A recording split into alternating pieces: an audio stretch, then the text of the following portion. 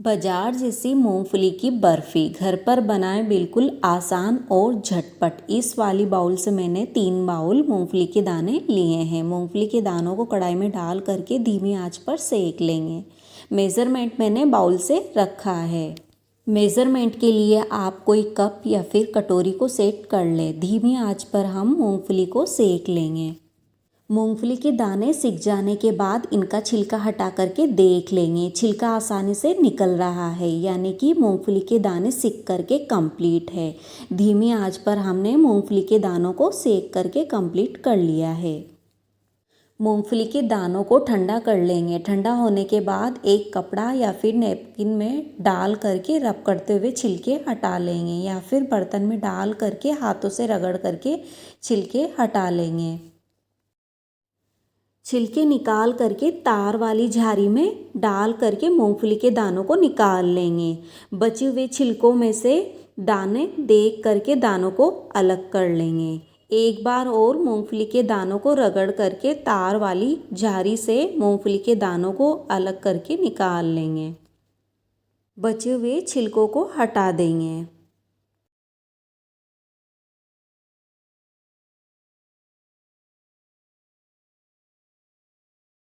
इस तरह से मैंने मूंगफली के छिलके निकाल करके तार वाली झारी में डाल करके मूंगफली के दानों को निकाल लिया है। बचे हुए छिलकों में से दाने देख करके दानों को अलग कर लिया है।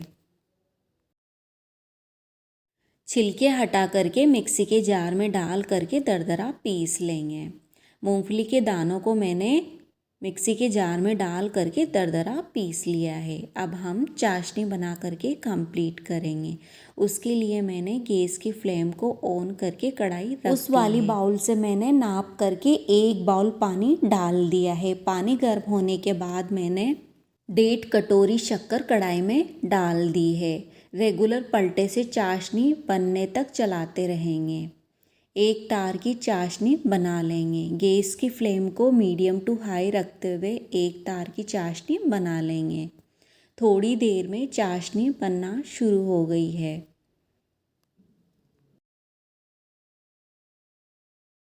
बीच बीच में चाशनी को पलटे या कलची से चलाते रहेंगे। चाशनी में उबाल आ गया है। 4 से 5 हरी इलायची के दानों को पीस करके डाल देंगे। यहाँ पर मैंने ताज़ा फ्रेश हरी इलायची के दानों को पीस करके डाल दिया है। एक तार देख लेंगे। पलटे से चाशनी को गिरा करके लास्ट का ड्रॉप देख लेंगे। एक तार देख लेंगे। पलटे से चाशनी गिराते हुए लास्ट का ड्रॉप देख लेंगे। यदि लास्ट में जा कर के एक तार बन रहा है, यानी कि चाशनी बन कर के कंप्लीट है। या फिर कटोरी या बाउल में चाशनी डाल करके फिंगर से चाशनी का एक तार बना करके देख लेंगे। एक तार की चाशनी बनने के बाद मैंने चाशनी को 1 मिनट और रहने दिया है। इस तरह से चाशनी को ज़्यादा गाढ़ा नहीं करना है। चाशनी बनने के बाद दरदरी पिसी हुई मूंगफली डाल करके मिला देंगे। रेगुलर पलटे से चलाते रहेंगे।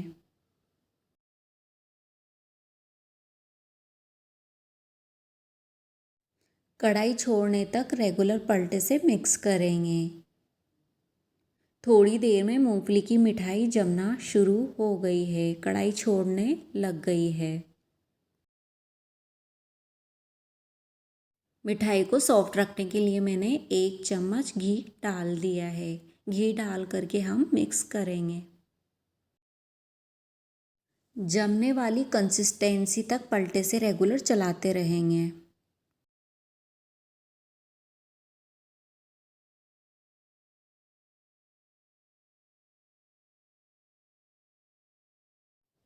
मिठाई जमना शुरू हो गई है, तो मैंने इस वाली कंसिस्टेंसी में मिठाई को प्लेट में डाल करके फैला दिया है।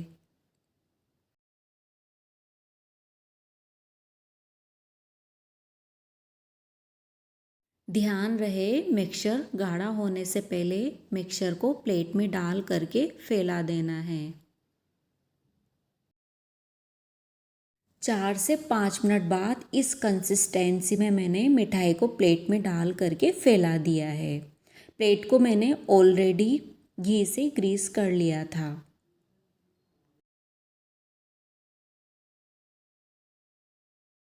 मिठाई को सेट होने देंगे। मिठाई को जमने के बाद कट करेंगे।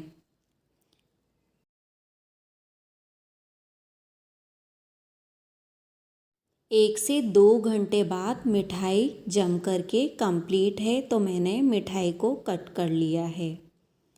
मिठाई की कंसिस्टेंसी को आप देख सकते हैं।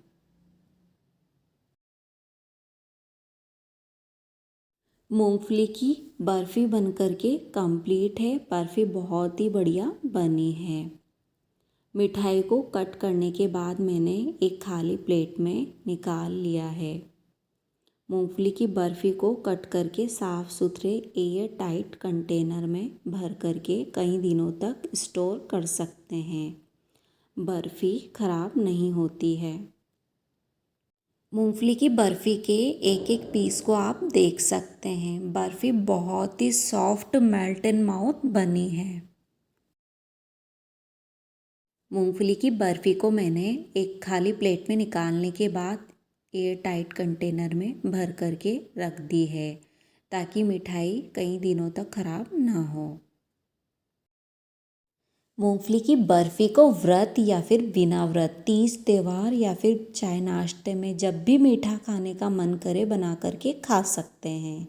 बनने में भी यह मिठाई बहुत ही आसान और घर की 2 से 3 चीज़ों से आसानी से बन करके कंप्लीट हो जाती है।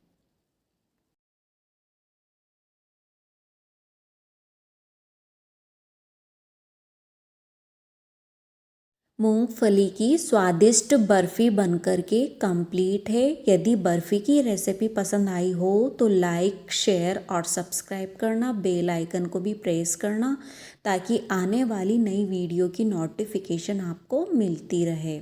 तब तक के लिए आपको धन्यवाद।